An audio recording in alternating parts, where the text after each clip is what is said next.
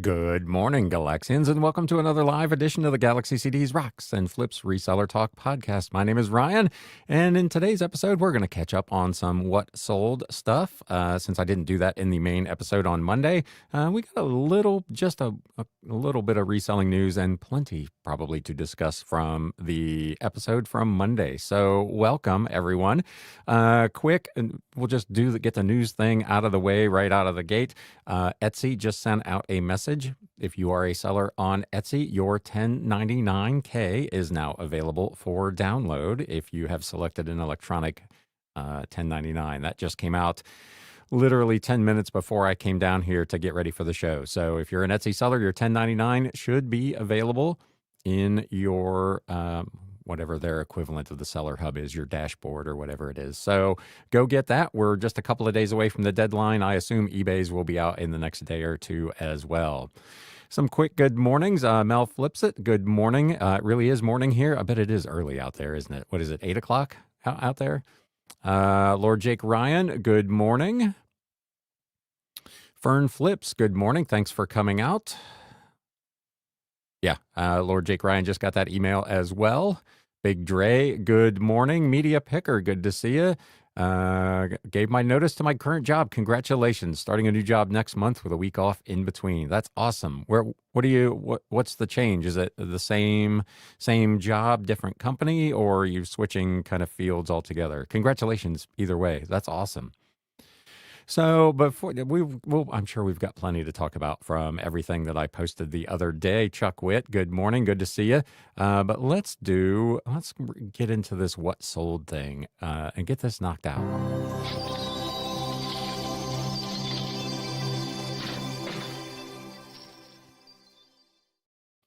So, like I said the other day, I didn't have enough. I only had 4 or 5 at the time of recording of the last episode. And since then, I've had a few more things that have qualified. So I think I've got a dozen here. We'll run through real quick and kind of see what we got. Let me get this chat thing out of the way here real quick. There we go. This first item, Grease in Color by C. Karenyi. 57 photos in color, and then there was a bunch of black and white photos as well. This book was published in 1957. Hardcover with its dust jacket, published by McGraw-Hill, had it listed and sold on eBay for $21.99. This is a big coffee table size book, so it was a little expensive to ship. The buyer paid $8.38 for media mail shipping. I paid $4.90 in fees, $2.34 in promoted listing fees. If you caught Monday's episode, there's a whole bunch of news on promoted listings. I did ship this by Ground Advantage, so I saved a little money on the shipping, $7.59. Cost of goods sold, this was part of the big 1,800 book lot, so it was 50 whole cents to me. Total cost $18.44. Net profit was $15.04. Leo Tolstoy and the Baha'i Faith by Luigi Standardo. This was from 1985, illustrated hardcover in its dust jacket in really nice condition.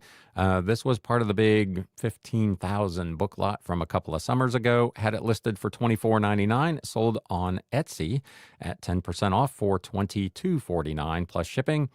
$2.96 in fees, no offsite ad fee, $4.63 to ship. It came in a little bit underweight. This was one of those that was right on the fringe when I weighed it.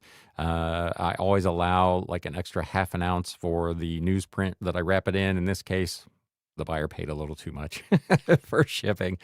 Cost of goods sold was just 4 cents. Net profit on this book was $20.24. So Leo Tolstoy and the Baha'i Faith from 1985. Back over to eBay, Shards of Honor by Lois McMaster Buchhold, a 1993 third printing Bain Books paperback. I got to be honest, I don't know what was so special about this book. I sold a bunch of her books in Whatnot shows over the last couple of weeks for like $1 a piece. This one, for whatever reason, commands quite a bit more money. Listed and sold for $24.99. Sold it within like 2 days of listing. Buyer paid shipping and tax. Their total was $31.77. I paid $4.67 in fees, $2.22 for the promoted listing fee. 63 cents was my cost of goods sold on this as part of that big science fiction book buy I did. Total cost $14.30, net profit $17.47. Let's pop back in here into the chat. Mel Flips it says, congrats to Brandon. Media Picker says, same job, different company, better benefits, more opportunity for quicker advancement, and an increase in pay. That's the trifecta, isn't it? Very nice. Congratulations. That is awesome news. Jim Lucas says, good morning, and Black Cat Flips is here in the house. Good morning to you as well.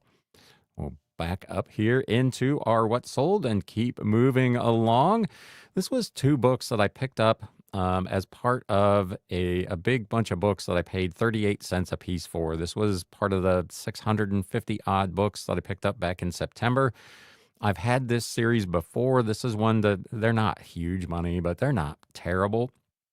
The Great Events of the Great War. It was I think a 6, maybe 7 volume set. Twice I've been able to pick these up in bulk buys, and they do pretty well. These sold on eBay for full price, $14.99 a piece. So the total sale was $29.98 plus shipping. Buyer paid $8.38 for media mail shipping. I paid $5.56 in fees. Shipped these Ground Advantage to save a little money, $6.53. Cost of goods sold was just 76 cents. I made $25.51 on these two books from the Great Events of the Great War. This was volume 3 and 5, published in 1915 and 1917, respectively. Big old coffee table book of Persian art. 249 BC to 651 AD, Parthian and Sasanian Dynasties by Roman Gershman from 1962. Massive coffee table sized book, part of the big 1800 book lot. Picked it up for $29.99, and that's what it sold for over on eBay. Plus shipping. Again, saved a little money on the shipping by going with Ground Advantage on this one. I paid $5.95 in fees. $2.89 for promoted listings, $7.63 to ship it. Cost of goods sold, 50 cents. Net profit, $21.40 for Persian art, 249 BC to 651 AD. The art books that I picked up in that sale, some of them have been done really well on Etsy and eBay, and some of the kind of lower value ones I've actually done pretty well with over on Whatnot. So that buy continues to be a terrific one.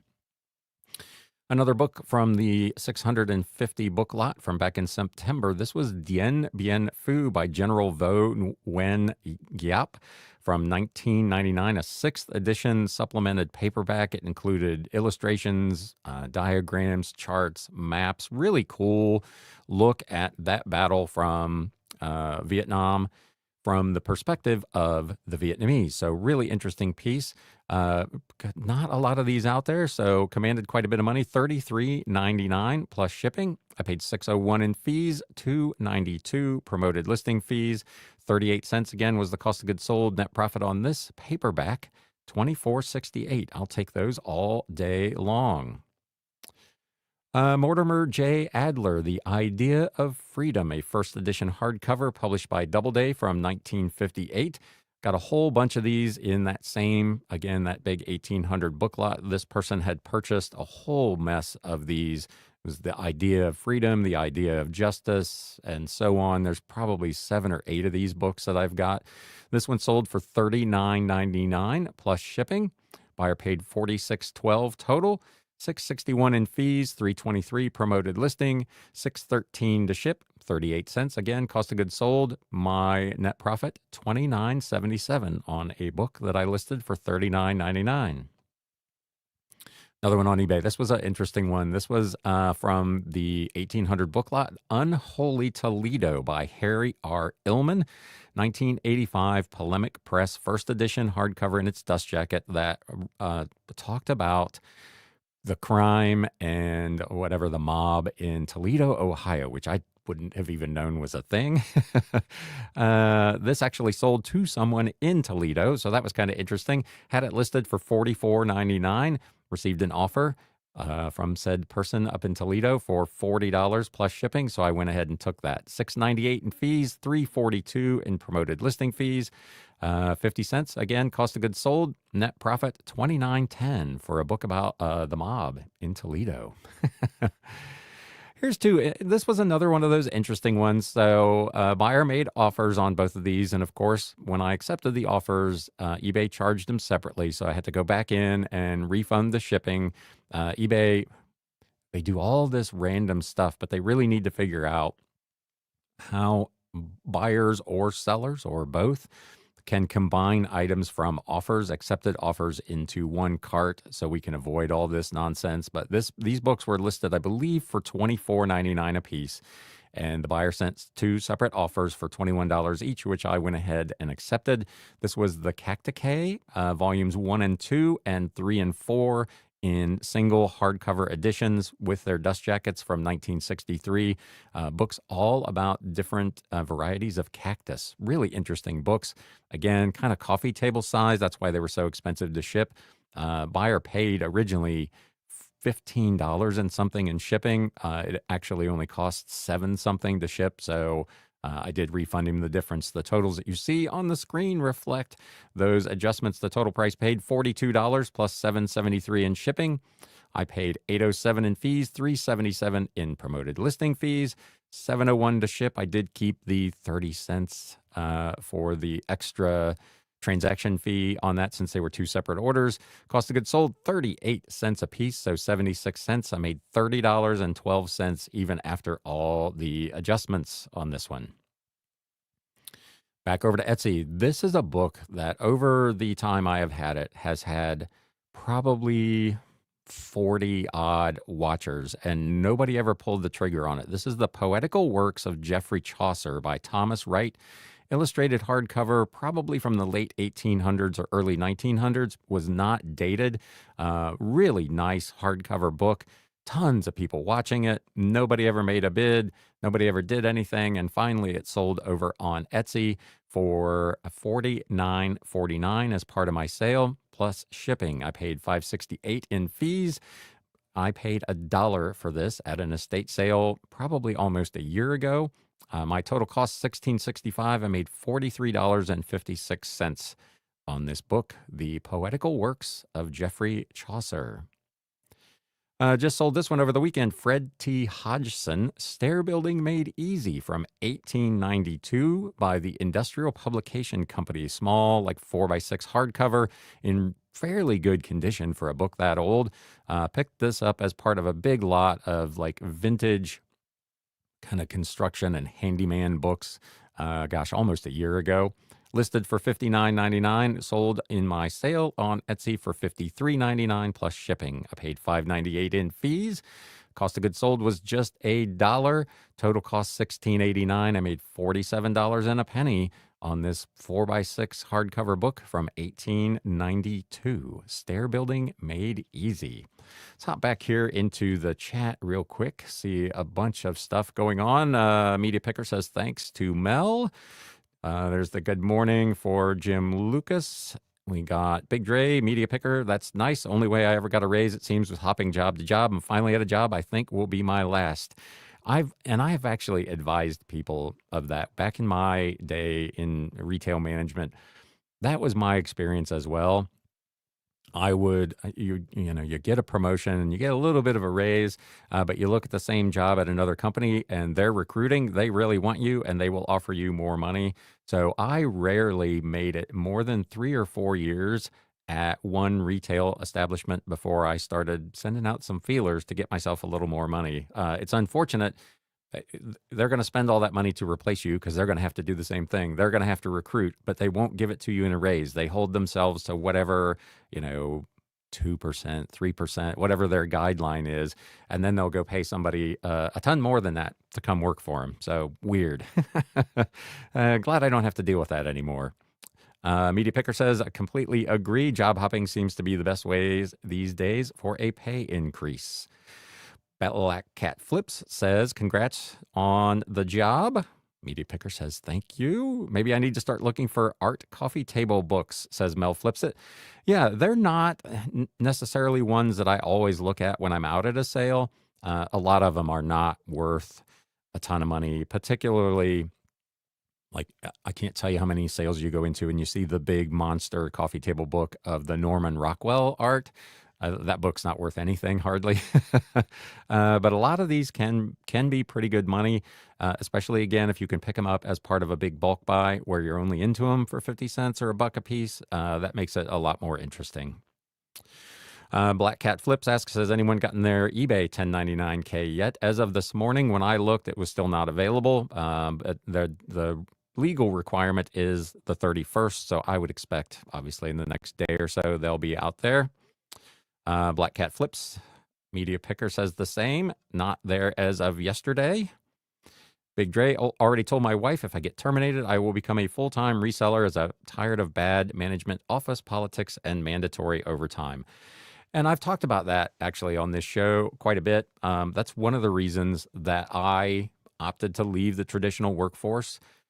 I was just tired of the hours, tired of the drama, tired. I was in management for a good part of my 40-odd year career and tired of trying to get other folks, particularly younger folks, to do things the right way or do things the way I wanted them to be done. Now, if something gets screwed up, I know exactly who to blame. So I'm not dealing with any of that kind of noise. So it's been really, really good for me to be out of that rat race. Black Cat Flip says, got a nice pay bump today, but I think it's mostly because the union is rattling the company's cage, and that will definitely do it. Those kind of organization efforts definitely get companies' attention. Mel flips it. Why would the poetical works of Geoffrey Chaucer not be dated? Because antique, a lot of old books, I've talked about this a couple times, anything, even sometimes more recent ones, but a lot of these older books never had printing dates, copyright wasn't necessarily even a thing if you go back far enough. So a lot of times on these older antique books, there's just no dates in them whatsoever. Makes it very difficult other than like from physical, comparison to other books of the era, because things had a particular style. Late 1800s, early 1900s, a lot of collections of stuff like this all had the same kind of heavy embossed cover with gold plating on it and that kind of stuff. So you can kind of get an idea of the range, but it can be really hard to find dates on some of these old books. Cameron D says, no one values you like your next employer. That is absolutely true.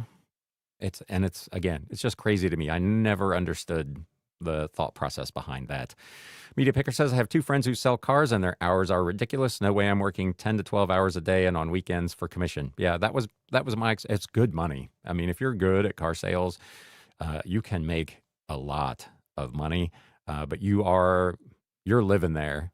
You're scheduled many days, those 10 to 12 hours. If you're supposed to be off at 5 or the place is supposed to close at 8 and you're working a deal, you're staying there until the deal is done. So it gets a really frustrating place to work. Again, the money's pretty good, but I got to a point where my time was a lot more valuable than that money. Landshark Picker, good morning. Welcome. Paper Gold, good morning, everyone. Let's hop back over here into this What Sold. There might be a couple left here. Let's see what we got. Yes. This one on Etsy. This was part of a private pick I did at an estate seller's warehouse about a year ago this time. This is the Detroit, Toledo, and Ironton Railroad in Color, a 2001 Morning Sun Books illustrated hardcover in its dust jacket. Picked this up for $1 whole at that sale, along with a bunch of other railroading books that have done very well. I talk about old railroading books and railroading memorabilia as being a pretty good category. Here's another example of that. I had this listed for $99.99. It sold as part of my 10% off sale over on Etsy for $89.99 plus shipping. Again, the cost of goods sold, $1 whole. I paid $9.56 in fees. I did pay to insure this, so I did pay a little bit more for the shipping at $6.29 by media mail with shipping, with the insurance added. Net profit, $79.27 on an old book about a small kind of independent railroad, the Detroit, Toledo, and Ironton. So there you go. And that actually turns out to be the flip of the week. So we'll get out of this and get back up here where I can see what everybody's talking about. Let's get here into the chat. Mel flips it. Do you use sell one like this, drafting from scratch, sell similar from your own? If I have one of my own, I'll start with that one. But when I'm comping, I generally when I do this show from the Bat Cave, you've probably seen me do that. I'll find the one that looks like the closest to what I want to describe my book as, and then that's what I will start my listing from. So that's kind of the beginning point of my listing, and then I'll just make whatever changes need to be, which quite often is quite a few in the item specifics, because a lot of people either haven't done them or they've done them incorrectly or they've copied them from someone else's listing who was wrong. I've talked about it before. You go into some of these books as you're doing research, and particularly in the item specifics, you'll see wrong authors, wrong titles, wrong publishers, wrong dates, right? I mean, you can tell it's the exact same book. You look at the photos that they've got. It's got a picture of the copyright page, which says very clearly it was published in such and such a year. And in the specifics, they've got something completely different. So if you use sell similar, which I do, you've always got to check everything because so many people just don't get that information in there correctly. So, but yeah, that is always kind of my starting point for that. That looks like everybody in the chat caught up. So, who caught Monday's episode? let's have a little conversation. What are your thoughts on the promoted listings changes going on over in Germany? If you've not caught that episode, let me know in the chat, and I can give you the brief recap of that. But I'm curious what everybody thought of that. Some people have been pretty active in the comments section of that video. But I'm curious, for those of you who are here, let's have a little conversation.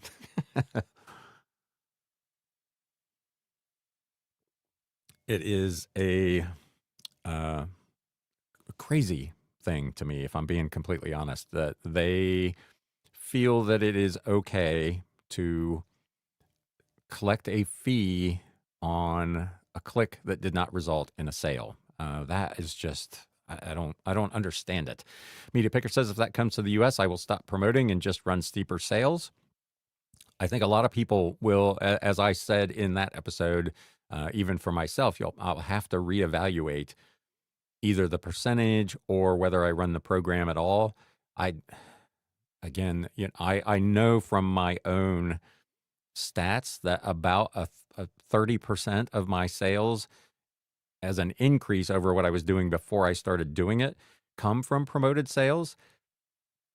So do I want to sacrifice that by writing off the program altogether? I'm not sure that I would do that. But I'm not sure I would promote at the same percentage if I'm going to get another maybe 20 or 25% of my listings that potentially are going to get fees that really they shouldn't be getting. Because that's just money coming out of my pocket for nothing.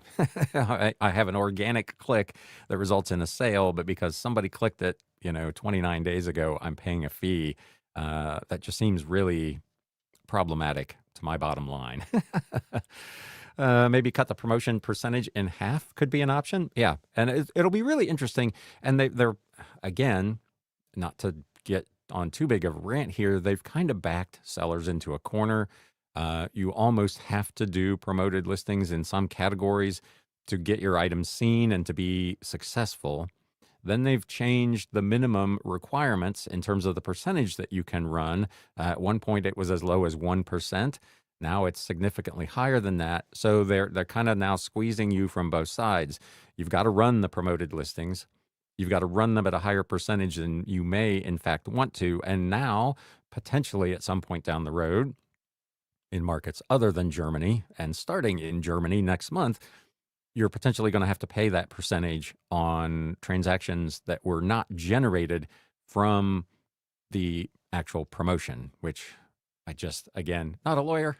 I can't imagine that passes legal muster. So Mel Flips it says, so the reality is that you're paying for a click that doesn't result in a sale if someone else buys it later. Yes, essentially, once an item is clicked, and again, to be clear, this is only in Germany, starts, I think, February 24th for now. If an item is promoted and that promoted listing is clicked for the next 30 days, anybody that purchases that, whether they clicked on it as a promoted listing or found it organically, the fee is going to apply. So you've got, like in my case, I mean, it's literally tens of thousands of clicks a month on promoted listings that don't result in sales. All those tens of thousands of clicks on probably hundreds, if not thousands of items would then be live for 30 days for someone to come in and organically find the item and buy it, and would then trigger the fee, which again, to me, just doesn't seem fair, right? Legal? I don't know what the right answer is, but it seems really, really problematic to me. Even if it was a couple of days, I just don't think it's right. You're attributing an action from someone else to yet another party who's making a purchase, and it just reeks of a cash grab. Cameron D says, if they implement that in the US, I probably end my listings and hard relist again from my CrossList app, then sit back and reassess. Now, the way the program is set up over there, to be fair, if you end your promoted listings, the attribution actually ends at that time. So you click my listing today, my promoted listing today, and tomorrow I decide, you know what, I'm done with this, and I end my promoted listing program. Once that cycles through the system, which can take a couple of hours to get everything off the promoted listing thing, the cookie, the promoted listing click, goes away. And anybody who comes along later and buys it, you would not be charged the fee. But you have to end your promoted listing campaign, or at least end it on that item. And I'm not going through every item looking for specific clicks. That's just way too much work. So there is a way to get out of it. You can't opt out of this program other than to end your promoted listings. So very, very messy. Paper Gold says, instead of raising fees, eBay is choosing to corner you into elected to promote. Sounds a bit devious. Yes. Like I said, they're kind of funneling everyone into running one of their promoted listings programs. There was someone on the comment section of that video talking about they felt like if you want to run a promoted listing, that should only apply to like offsite ads for them to put it on Google or Facebook Marketplace or whatever. But that's a completely separate program. They've got all these different tiers of promoted listings. You've got the general campaign, which is I run, which only results in a fee if the item actually sells. You've got promoted listings priority, I think it's called, which is an actual pay per click. Every time somebody clicks it, you're paying whatever you set up. It can be pennies per click, but times the tens of thousands of clicks people get every month, it can add up in a hurry.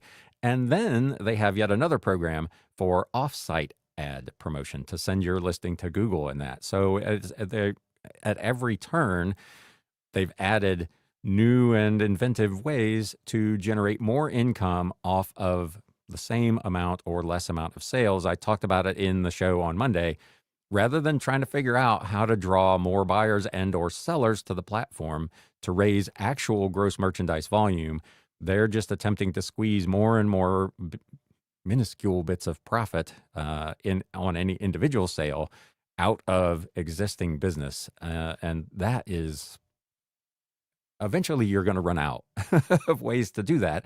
There's only so high you can raise the fees. You can already promote at ridiculous percentages, but at some point you run out of the program no longer is effective enough for people to justify continuing to raise their fees or run the program at all.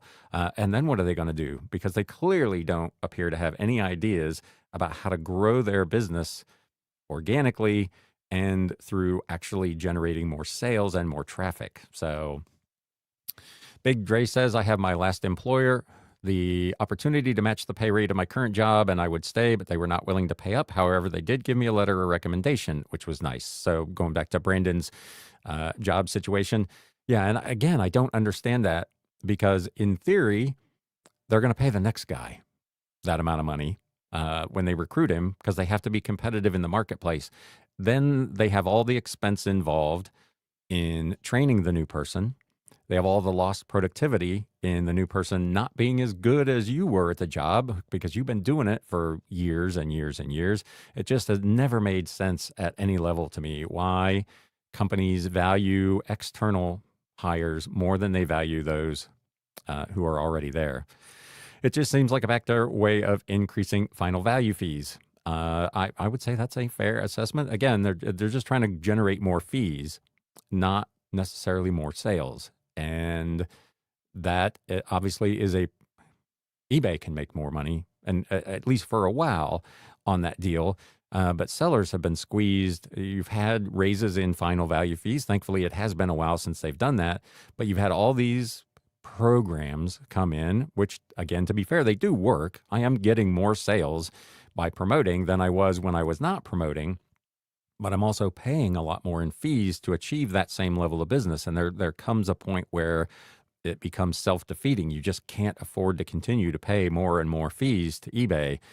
And if they can't figure out how to actually grow their core business, this train eventually is going to run out of steam. Cameron D says, it's still my understanding they can collect after promo sales that are from residual interest. Here in the US and in most of the other eBay sites, with the exception of Germany, they do have what they call halo sales.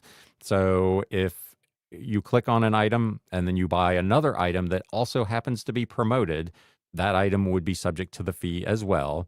And again, the click remains active for 30 days. So if I come in to your shop and I click a promoted fee or promoted listing to get to your shop, if I make a purchase from you of a promoted item over the next 30 days, they will still collect that fee. So that piece it works a little bit different than what this new program does, where they're actually including in that 30-day window people who didn't even necessarily click on a promoted listing. That's where the problem is. I'm not a fan, clearly, I've talked about it before, of the 30-day window that they already allow. I'm not a huge fan of the Halo program, though, like I said on Monday, I can understand, like if I clicked your promoted listing to find that item, and then I find a bunch of other items in your store, in theory, all of those items that you purchased were the result of me running that first item as a promoted item and you clicking on it. So at least there's a thread there that you can tease out where there's a link, there's a connection between those sales and that original click. But having a third party come in on an organic click and then also being responsible for that fee, for me, is a bridge too far. Paper Gold says, January 2025, I will do my best numbers on Whatnot. This may be the next evolution. Yeah, and obviously sellers are looking for other platforms, and Whatnot continues to grow by leaps and bounds. They just got a huge investment of capital. They are in a hiring mode right now. If you saw that on their blog, they're actually recruiting people from the buyer and seller community. Interestingly, one of their requirements is that you both buy and sell on the platform to be considered, but they're looking for like customer service people to assist them. So they're definitely on a growth path, and they absolutely have an opportunity to steal away business from some of these sites who are kind of doing the same thing that happened to Brandon. They're not taking care of their existing people, and then they're going to have to figure out how to go recruit more people and do reduce fees or do free fees for new sellers for a certain amount of time to try to draw people back into the platform, where if they just took care of us to start with, we wouldn't be considering leaving. So I actually had, I think it was my best Whatnot sale ever last night, which is nothing compared to what some sellers do, but it was a really good event. I think I sold 18 out of 20 of my items last night, so was feeling pretty good about that. Continues to kind of trend in the right direction. It is nowhere near being able to replace my eBay business, but it's certainly crushing Mercari at this point on a week-to-week basis, so there is that. Dendicor Tipo, good morning. Better late than never. We're having a solid month, but it's all on high percentage promoted fees.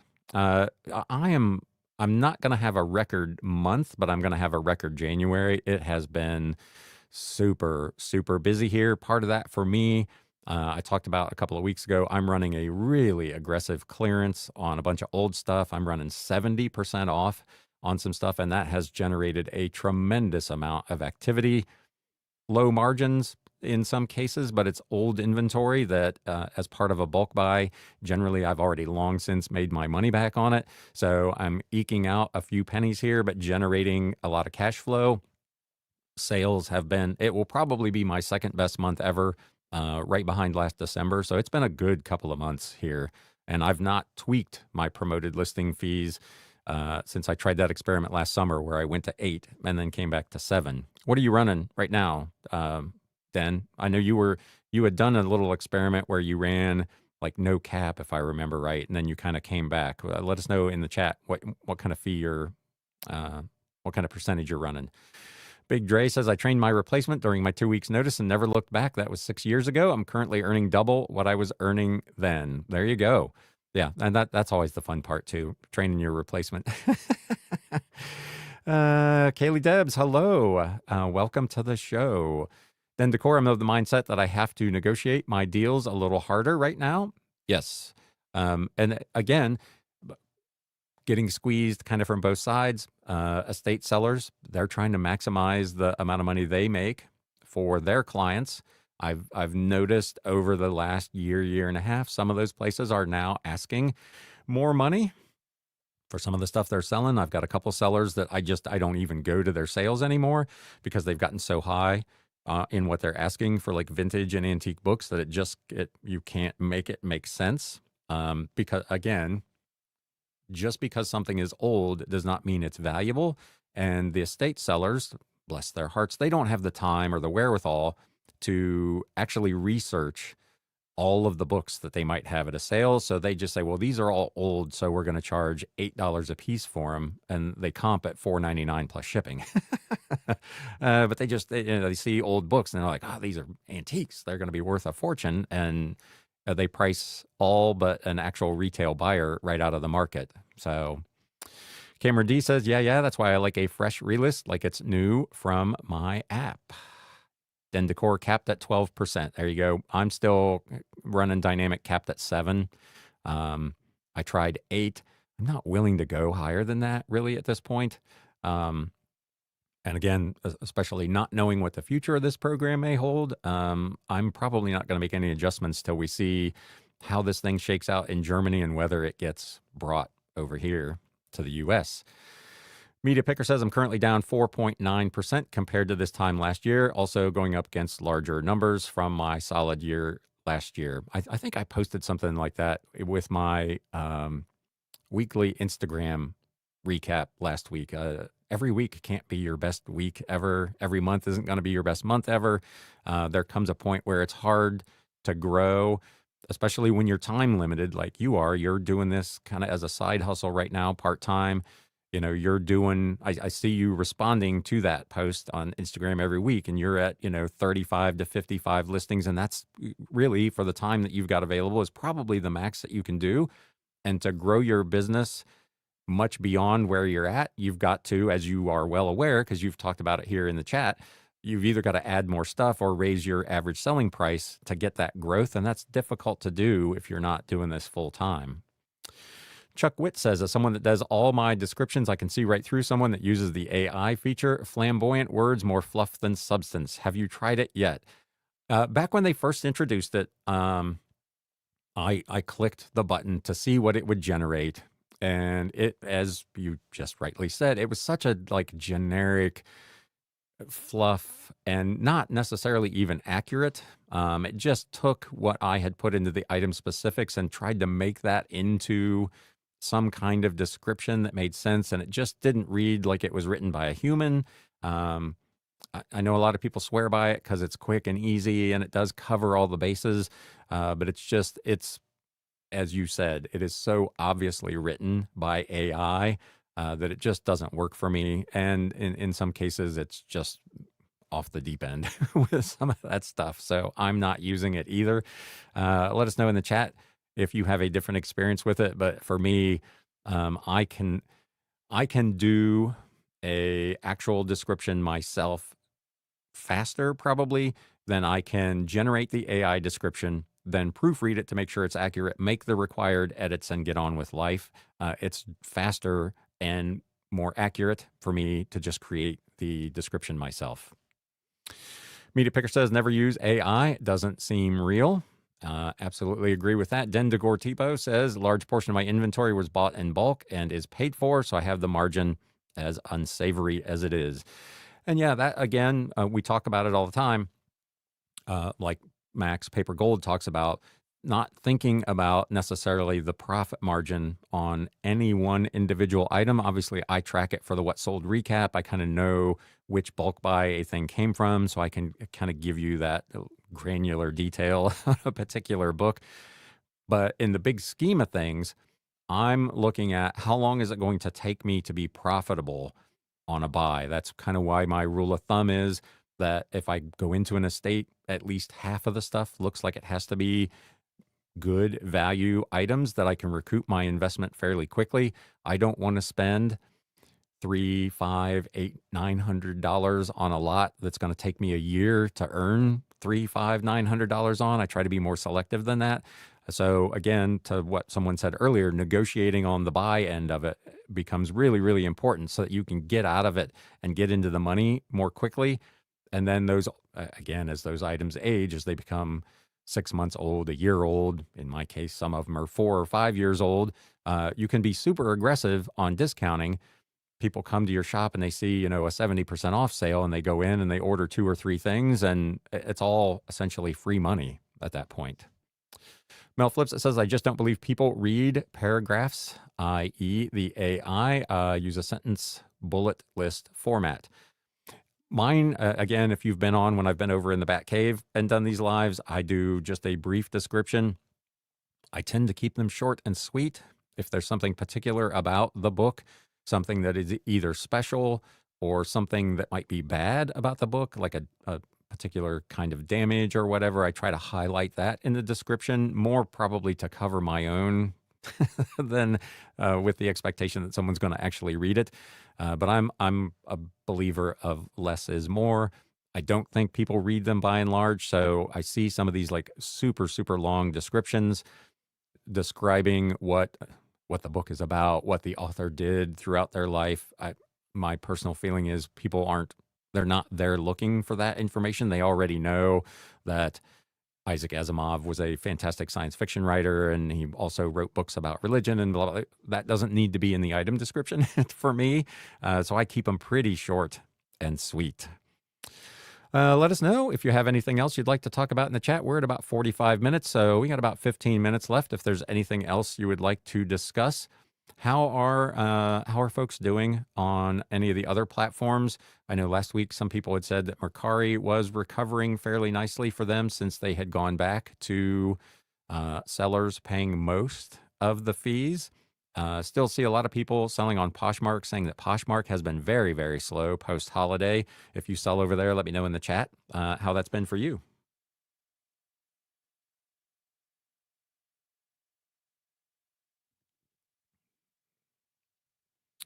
Den Decor Depot says on the Depop shipping policy you talked about, they give 5 days. To me, that's insane to start with, but each store page shows the average ship time.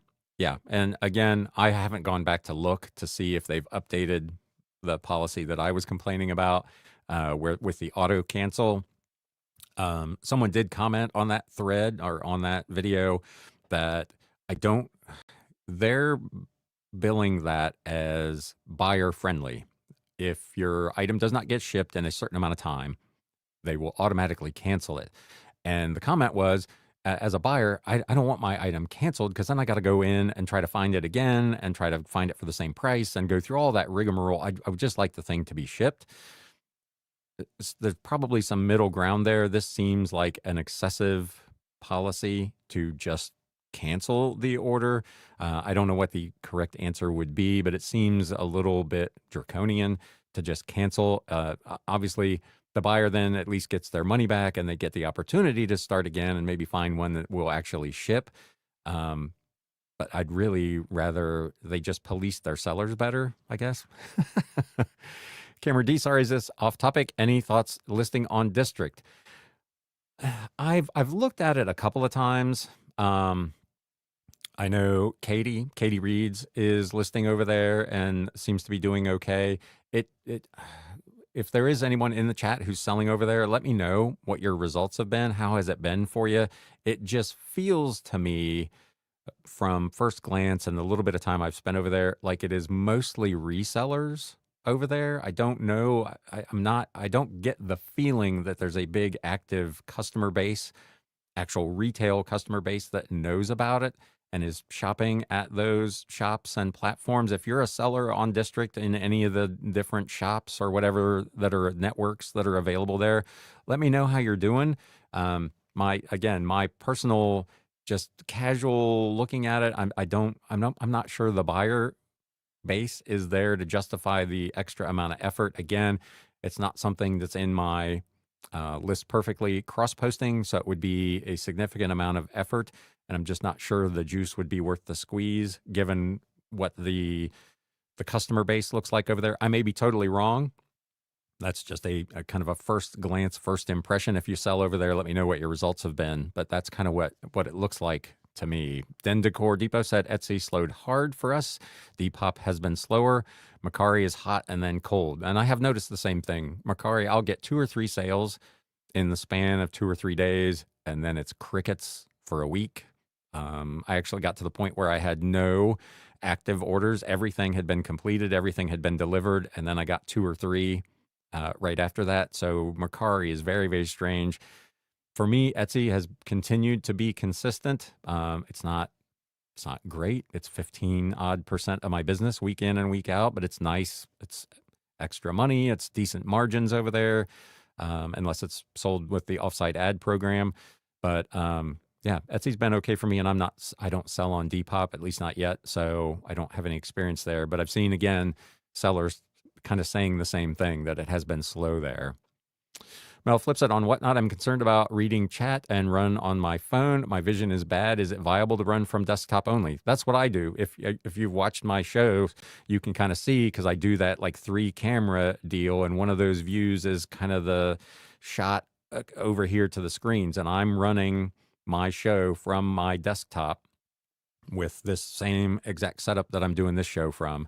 I'm controlling what's pinned on my phone, but everything else is from the desktop, starting the auctions, running the show. I do all that. It's done through OBS, Open Broadcaster software. So it's a little complicated to get set up, but you can do it that way. And I've found it allows a lot more flexibility. I know a lot of people are doing Whatnot from a tablet and phone combination. So you'd have a little bit bigger screen to work from. So if you've got a tablet that's compatible, that might be a better option if you're concerned about the size, because yes, it is pretty tiny on the phone. Big Dre says Poshmark and Mercari sales, although minimum, are always appreciated during the slow times on eBay. Yep. And it's one of those things we talk about all the time here. Cross-listing to as many platforms as you're comfortable with trying to keep track of is a nice way to increase your business. For me, in any given week or month, it might be anywhere from 20 to 30% of my business is sold on sites other than eBay. And that is terrific. That's 20 or 30% of the profit that I would not be getting otherwise. So it's definitely worth doing.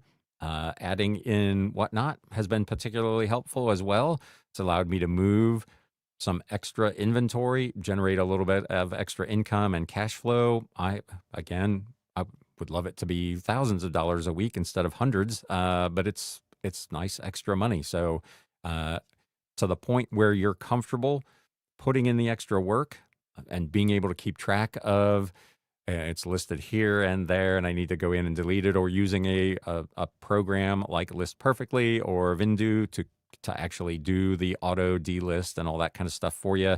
If you want to make that expenditure, that's another way to do it. But absolutely, having stuff on more than one platform is terrific.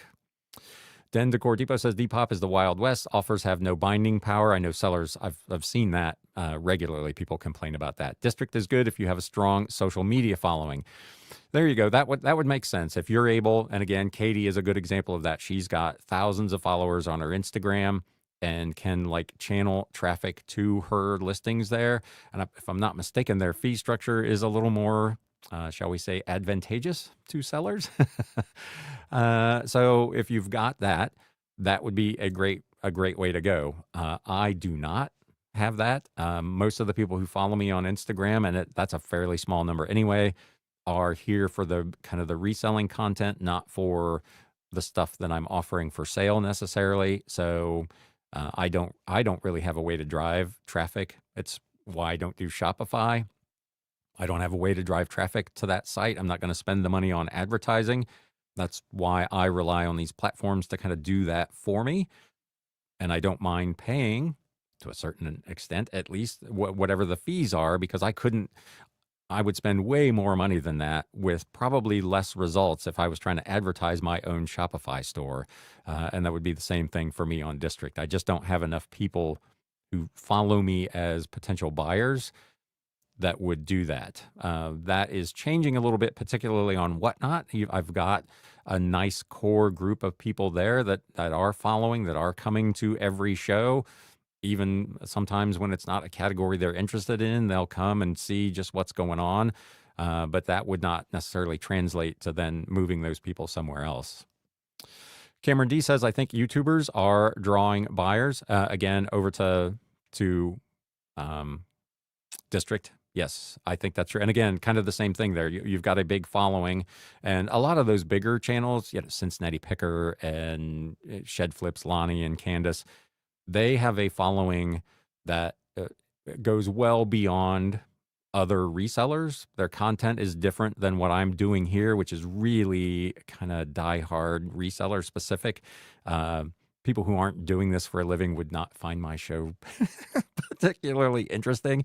But those guys, they're doing more of an entertainment type show, kind of go into the sales and, all that kind of stuff. And that kind of content would absolutely be able to push people into District or wherever you happen to be selling.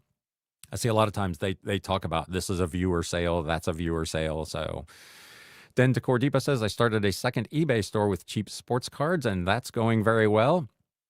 Think 179 junk wax. The inventory was free, and I paid for the scanner already in 2 weeks. The eBay AI photo tool helps.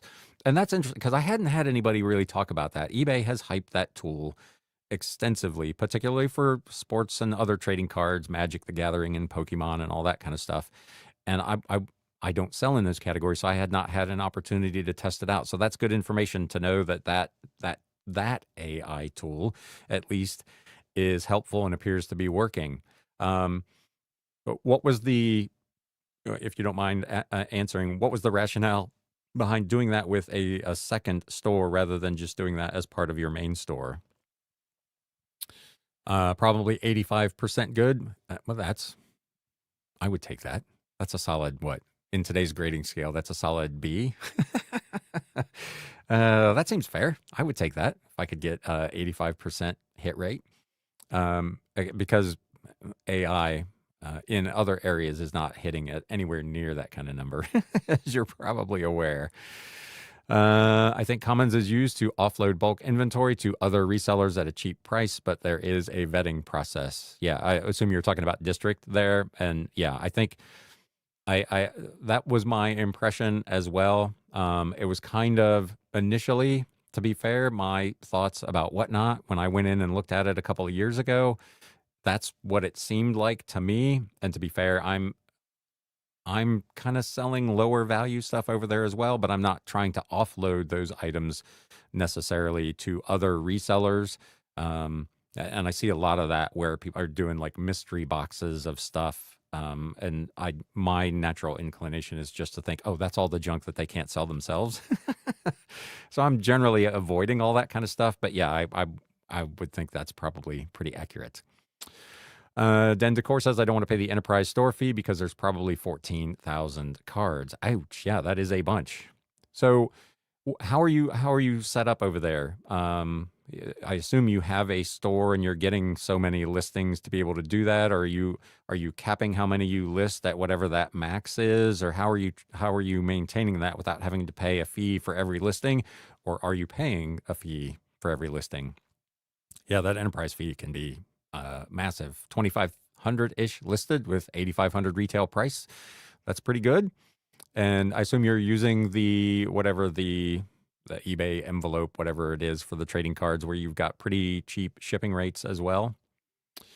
Uh, Commons is run by Commonwealth Picker. Okay, yeah, and he's part of that. I think he's one of the founders actually of the whole that whole district thing. I forget who all is involved with that, but I'm pretty sure he is one of the founders there.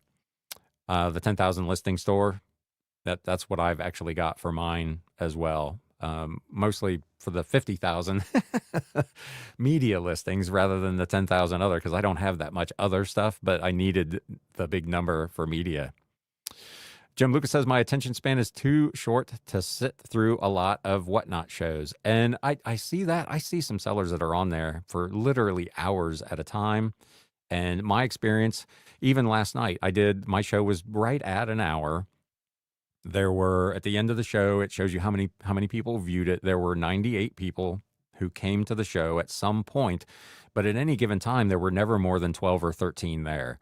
So they come in and maybe they get a feel for the vibe of the show or what's going on. They look at the store, the shop listings to see what's available there and decide whether they're even interested in sticking around.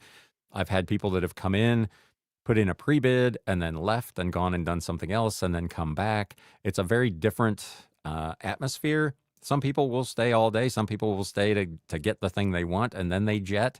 But yeah, I'm not finding that even in my shows, which I try to limit to about an hour, that people are coming. They're showing up at 7 p.m. and then staying for the whole show. They're popping in and out. They're visiting other shows. I likened it a couple of weeks ago to shopping at the mall.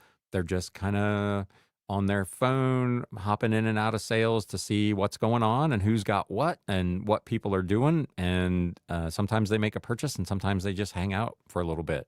I'm with you. I couldn't spend an hour watching one of those whatnot shows, and in most cases, let's just say the level of professionalism in the shows on whatnot varies wildly. There are some shows that I've gone to that you can't even understand what the seller is talking about. You can't understand what they're saying. I would think that would be a very, very difficult experience as a buyer to sit through for any length of time. You've got music playing that sounds like it's 10 miles away. I mean, it's a wild, wild west in terms of the quality of the shows. Media Picker says Commonwealth Picker is one of the founders, along with ADHD Dave and Carrie from American Arbitrage. Thank you for that. I knew there were a few guys involved, but I didn't know specifically who. So thank you for the input. Jim Lucas says, unless it's a cookbook show. There you go. I may have to do a cookbook show. See if I can rope you in for an hour. Commonwealth has a sub platform. If you join his platform, you benefit from his followers. And I kind of got that impression that it was, I don't want to use the word network marketing, but that there was some element of that, because you've got all these kind of sub platforms within the broader category of district. You can form your own attached with someone else's, and so there's a lot of kind of give and take in the community, which I think would have the opportunity to help grow your business. So do we have any sellers over there that are doing well? Let me know in the chat. Den Decor says use a number 10 envelope, print a pack list, and more. Penny sleeve the card, 69 cents per shipment. Takes me at most 2 minutes to pull and pack and ship. A laser printer as well that prints on the envelope. Hey, there you go. Yep, that makes sense. Big Dre says there's a class action lawsuit against Whatnot due to scammers. I had not seen that. I wonder what that's all about. Scammers in terms of buyers or scammers sellers, which I suppose you could theoretically have on any of these platforms. Whatnot does seem to be a little bit more, again, wild, wild west. It's fairly easy. Initially, you had to go through kind of a vetting process to be able to sell. When I decided to sell 3 or 4 months ago, I just sent the thing in and it was instantly approved to sell. So I don't know if they've now had like an influx of people who are taking the money and run. I'd be curious to see how they're handling that. Big Dre says, as a YouTuber, you would probably benefit from District and Commons. Again, maybe, but I feel like most of my viewer base, my listener base, are other resellers who kind of already know where I'm selling. So I'm not, again, this is just for me. I'm not sure how many of those folks would transfer as buyers to yet a fourth or fifth site to balance out the amount of work that would be required to get it all up and running and get it full of products and so on. Um, I don't know. I just feel at this point, at least for me, like Whatnot is a better option for me to try to drive people to. There's much more. Again, this is just my opinion. I may be off base on this. I feel like there's much more of a built-in viable consumer base on Whatnot at this point than there is on District. Hopefully, it grows and becomes more successful and draws more people. But that would be my thoughts on it, and it's why I'm continuing to sell over on Whatnot. Cameron D says there are other sub platforms for vintage, etc. I've seen that as well. They do. There are different types of merchandise, so you could kind of pigeonhole yourself into, like, as a bookseller. I assume there are some that are specific for books, and that there's probably at least the start of a community building around that, like there is over on Whatnot. Big Dre against sellers. Yeah. I wonder, that's always interesting to me, how they will hold the platform accountable for the actions of individual sellers. I don't know what Whatnot does when they find they have sellers that are collecting money and not shipping stuff. I know in my case, I don't, as a new seller, I don't even get paid. Like, I don't have access to the funds until the item is actually scanned as delivered. So you'd have to go through, I think you've got to have like 1,000 transactions in order to get like early access to your money. So you'd have to do like legitimate business for quite some time to qualify to even have access to the money. So I'm real curious. I'll have to look that up and see what that's all about. I think it's Trail Chapters is lawsuits against the sports card sellers, the Open Packs Live. Yeah, and I know, like, they have, Whatnot has very specific requirements about what your setup has to be and how you show packs being broken and whatnot. If you're, no pun intended, if you're doing those kind of transactions. So I know there is a opportunity there for nefarious deeds in the card seller community. Mel flips it. There's also the time factor of listing on another platform, which is my number one concern always, is the time return on investment. Yeah, it's one of the reasons I don't list on Amazon, among others, but it's not part of List Perfectly. So it's not easy to do. You'd have to manually go through a listing process. And while I know that it would generate additional business, that extra effort on top of all the other kind of nonsense that I associate with Amazon kind of makes that another one where the juice just isn't worth the squeeze for me. And when I look at some of the other platforms that I think about, what I want to sell over there, I always have to weigh how much more time am I willing to invest. Like, even the Whatnot thing, just to use that as an example, has been a fairly significant investment of time. You've got to create your artwork for the show. You've got to set up the show. You've got to, at some level or other, stock the show with the items. So you've got to create some sort of listings, whether they just be generic. I've got 20 books that are in the 1 to 2 pound category or whatever it is, but you still have to go through the physical act of setting up for a show. Then you've got to do whatever the technical setup, whether you're doing it on your phone or with this kind of whole setup here. Then you've got to spend whatever the time is, the hour or two or whatever, doing the show. Then you got to ship all that stuff that you may have made a dollar or two on. At what point is same thing? At what point is that not worth that investment of time? If I took those, whatever, 4 or 4.5 hours that it takes from start to finish to set up, do, and execute a show and then ship everything, if I'd taken that same time and just listed another 25 books on eBay, would I have been better off? For me, it's allowing me to move some kind of lesser valuable inventory. And I do enjoy the community that's forming up over there, much like this one, where you've got the kind of the same people every week that are coming in and participating and hanging out. And so there's a value for me to that as well that you just don't get on eBay. It's a faceless you get a name and an address, but there's no, unless you get a message from them or feedback about, oh, I bought this because my grandma's recipe is in this cookbook or whatever. There's no interaction. There's no connection. There's no sense of community there. Where on Whatnot there very much is, and we've talked about it before. As a reseller, this can be a pretty solitary business. In my case, it's just me. I'm sitting down here in the Bat Cave, 5, 6, 8 hours a day doing this. There's no interaction over the coffee machine with a coworker. So those opportunities, whether they be on YouTube or on a live selling platform like Whatnot, to have some sense of community, there's definitely a value there for me that helps offset kind of the dollars and cents of it, if that makes sense. That was a really long-winded answer, but Den Decor Depot says, for me, cross-listing and the second store to build separate income streams made more sense than trying to build SM audiences, although I did make a single video. There you go. Yeah, again, this, even like with the YouTube channel, it generates a little bit of revenue, but this is a labor of love. This is something that I wanted to do to try to, as best I can, provide some kind of service to all of you as potential listeners or viewers, to bring you something that maybe you weren't getting somewhere else. It wasn't ever and is never going to be about being 100,000 subscriber show and making oodles of money. This is just something that I do because I enjoy it, and because I think it allows me to give back to the community, which is something that I like to do.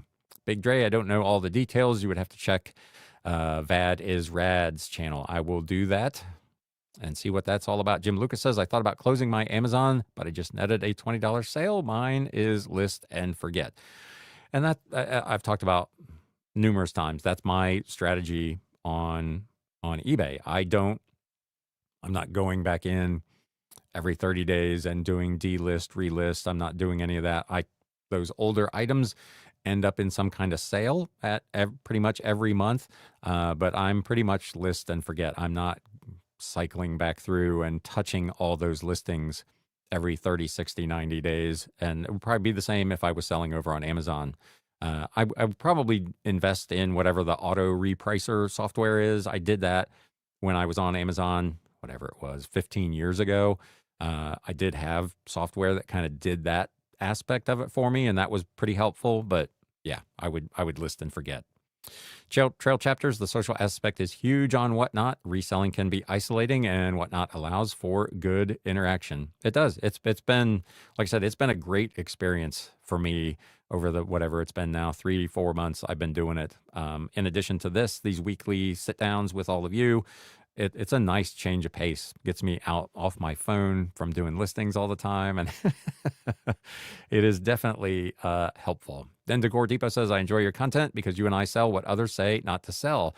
Insanity loves company. Yep. And I talk about it all the time. There are millions of ways, hundreds maybe of ways, but there's a lot of different ways to do this. And if you can find a niche that you enjoy doing and are good at, you can make money as a reseller selling almost anything. And again, categories that other sellers don't want to mess with just opens up opportunities for you both as a seller and as a buyer. I've talked about, I can't tell you how many times I go into an estate sale on the last day of the sale and the books have been almost completely untouched, and I can make mad hay.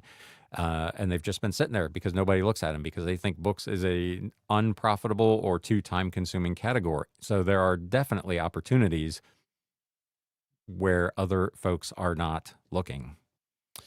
Big Dre, I think there's a guy developing an AI listing for cross-listing on Bearded Picker's channel, but I don't remember if it's for personal use or if he will make it available. That would be interesting. There are so many of these cross-listing platforms. I'm in a lot of, as I'm sure all of you are, Facebook groups for resellers, and I see all the time these different tools, the Auto Pusher and Sidekick and Vendoo and List Perfectly and on and on and on. It's hard for me to imagine how all of those sites are going to be able to be profitable. I don't know how many resellers there are, but that seems like a lot of competition.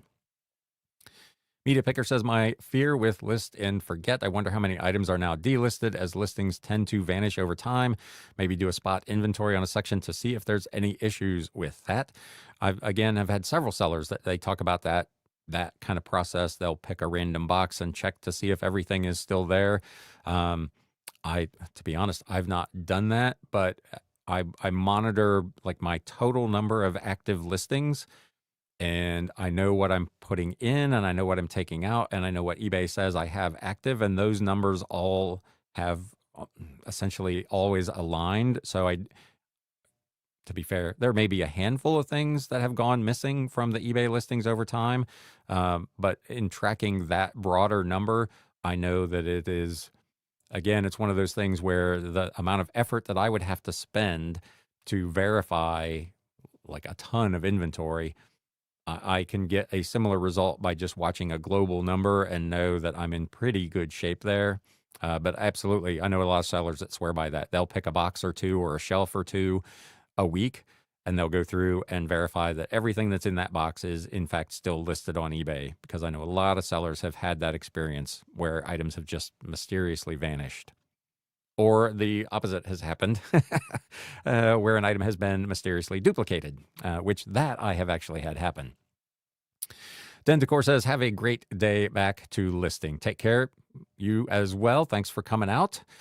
Mel flips it. List and forget. My cross lister does schedule how often to end and relist, and I do every 30 days. Yeah, and again, if you've got software that automated to do that process for you, I know a lot of sellers swear by delisting and relisting on the regular to keep their listings fresh and active. We are now well past an hour, so as always, I forgot once again to say, hey, hit that thumbs up button. So if you're still here and you haven't yet, do me a favor and hit that thumbs up button. If it's your first time here at the channel for some reason and you just stumbled on it, feel free to subscribe.